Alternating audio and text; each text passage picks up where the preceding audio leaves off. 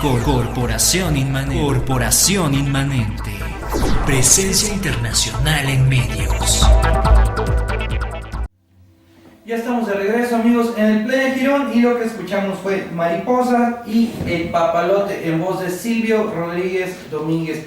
Y bueno, yo les estoy leyendo acerca de Julio Cortázar el día de hoy, este gran escritor belga, argentino, francés, con 3 nacionalidades. Les contaba, nacido en Bélgica, después se fue a vivir para la Argentina, donde pasó muchos años, y después tuvo su residencia principalmente en Francia, en donde murió específicamente en París. Además de escribir narraciones, relatos cortos y novelas, Cortázar también escribió poesía. Les cuento un poquito sobre esto. Aunque Cortázar es reconocido principalmente por su narrativa, escribió gran cantidad de poemas en prosa, en libros mixtos como Historias de Cronopios y de Famas, Un tal Lucas y Último Ramo, e incluso poemas en verso, en Presencia, Pameos y Meopas y Salvo el Crepúsculo. Colaboró en muchas publicaciones en distintos países, grabó sus poemas y cuentos, escribió letras de tangos, por ejemplo, con el Tata Cedrón, y le puso texto a libros de fotografías e historietas. Grabó en Alemania con el bandoneonista Juan José Mussolini el poema Buenas noches, Che Bandeón, y con otros autores latinoamericanos, Poesía Trunca, Discos de Casa de las Américas, en homenaje a abates revolucionarios en 1978. En 1976 viaja a Costa Rica, donde se encuentra con Sergio Ramírez y Ernesto Cardenal, y emprende un viaje clandestino y plagado de peripecias hacia la localidad de Solartiname, en Nicaragua. Este viaje lo marcará para siempre y será el comienzo de una serie de visitas a ese país. Luego del triunfo de la revolución sandinista, visita reiteradas veces Nicaragua y sigue de cerca el proceso y la realidad tanto nicaragüense como latinoamericana. Estas experiencias darán como resultado una serie de textos que serán recopilados en el libro Nicaragua tan violentamente dulce. En 1978, a pedido del grupo musical chileno Quilapayún, remodeló parte del texto de la cantata Santa María de Iquique, lo que causó el disgusto de su autor, el compositor Luis Atviz, que no había sido consultado. La versión con las correcciones de Cortázar fue grabada en 2 oportunidades, pero después Quilapayún volvió a interpretar la obra de acuerdo al original de Atviz. En agosto de 1981, Julio Cortázar sufrió una hemorragia gástrica y salvó su vida de milagro. Nunca dejó de escribir, fue su única pasión, aunque, hasta en los momentos más difíciles. En 1983, vuelta a la democracia en Argentina, Cortázar hace un último viaje a su patria, donde es recibido cálidamente por sus admiradores, que lo paran en la calle y le piden autógrafos, en contraste con la indiferencia de las autoridades nacionales. Después de visitar a varios amigos, regresa a París.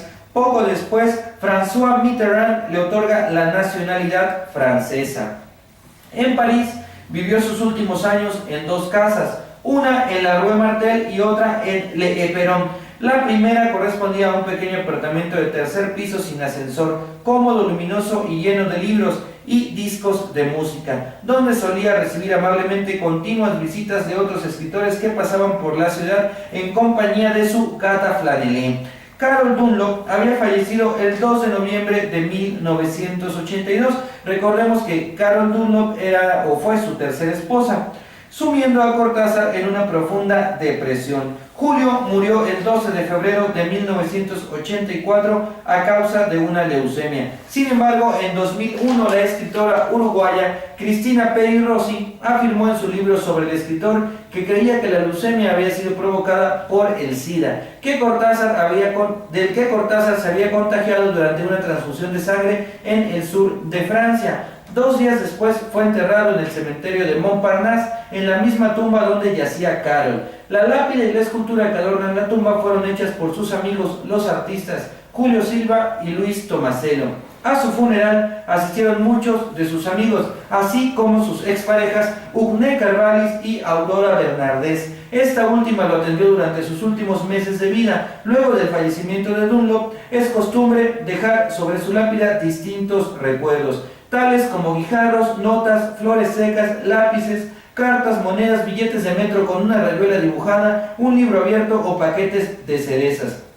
En abril de 1993, Aurora Bernardés donó a la Fundación Juan March de Madrid la biblioteca personal del autor de la calle Martel, correspondiente a más de 4.000 libros, de los cuales más de 500 están dedicados al escritor por sus respectivos autores, y la mayoría de ellos poseen numerosas anotaciones del propio Cortázar, acerca de las cuales habla la obra Cortázar y los libros, de Jesús Marchamero. La plaza de Cortázar en el barrio de Palermo, Buenos Aires, de la que ya les hablaba, pues bueno, en Buenos Aires lleva su nombre la Plaza Cortázar, antes conocida como Plaza Serrano, situada en la intersección de las calles Serrano y Honduras en el barrio Palermo Viejo. El puente Julio Cortázar, situado sobre la avenida San Martín, en el barrio de Agronomía en la ciudad de Buenos Aires, debe su nombre a que el escritor vivió en el cercano barrio Rawson, algunos años antes de marcharse a París. Varias instituciones educativas llevan su nombre, entre ellas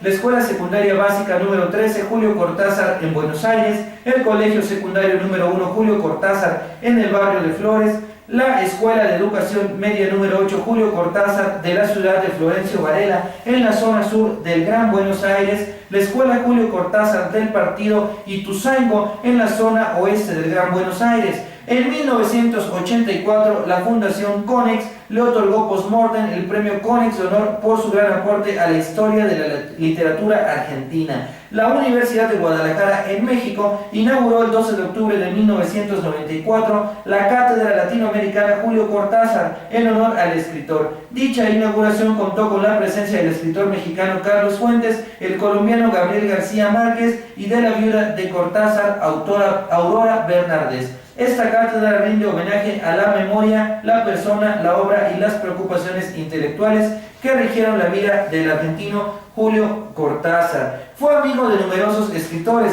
lo que queda plasmado en los más de 500 libros calurosamente dedicados de su biblioteca personal al momento de su muerte. También tuvo varios amigos pintores como Luis Seoane, Julio Silva, Luis Tomaselo, Eduardo Jonquieres o Chumi Chumes, extendiéndose su interés artístico hacia las artes plásticas. Dentro de sus grandes amigos literarios se encuentran, además de muchos otros, Lezama Lima, Octavio Paz, Pablo Neruda y Carlos Fuentes. Cortázar también cultivó junto a su esposa Aurora Bernardés una estrecha y calurosa relación con la poeta Alejandra Pizarnik, adoptando hacia ella una actitud de hermanos mayores. Bueno, esto es otro poquito sobre la vida de Julio Cortázar. Esto es parte, bueno, también contamos aquí sobre su muerte, sobre algunas obras. Platicaremos ahorita un poquito más sobre el estilo de Cortázar, sobre la influencia de Cortázar y un poquito sobre Rayuela, una de sus obras más conocidas. Mientras tanto, los voy a dejar con otras dos canciones de Silvio Rodríguez, entre ellas Te doy una canción y Juego que me regaló un 6 de enero. Los dejo entonces con Te doy una canción y Juego que me regaló un 6 de enero en voz de Silvio Rodríguez y regresamos para seguir platicando sobre Julio Cortázar y también escucharemos después, ya casi para cerrar el programa, Conducta en los velorios del propio autor de Julio Cortázar. Regresamos después de una pausa a El Playa Girón. Corporación Inmanente. Presencia internacional en medios.